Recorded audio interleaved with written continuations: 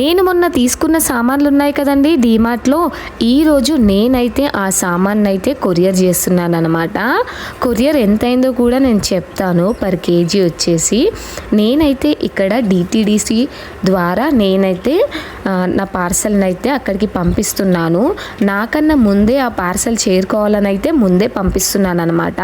అక్కడికి వెళ్ళాక ఈజీగా తీసుకోవచ్చు పార్సల్ని.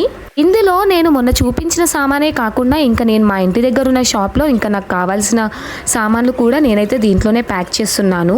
ఇంకా ఇక్కడ ఏంటంటే ట్విస్ట్, నేను ఒకటే డబ్బా అవుతుంది అనుకున్నాను. డబ్బా అంటే ఏదో అనుకోకండి, కాటన్ బాక్స్ అనమాట. ఒకటే కాటన్ బాక్స్ అవుతుంది అనుకున్నాను, కానీ నేను తీసుకున్న సామాన్కి అయితే ఒక్క కాటన్ బాక్స్ సరిపోలేదు. ఇంకోటి నేను ఎంత ఎక్స్పెక్ట్ చేశానో కేజీస్, దానికన్నా నాకైతే డబల్ కేజీసే అయ్యిందనమాట. నేను ఇప్పుడు 15 కిలోలు అనుకున్నా, నాకైతే అక్కడ 30 కిలోలు అయ్యింది. పర్ కేజీ వచ్చేసి అయితే 200 పడ్డది. ఎందుకంటే నేనైతే బై రోడ్ ట్రాన్స్పోర్ట్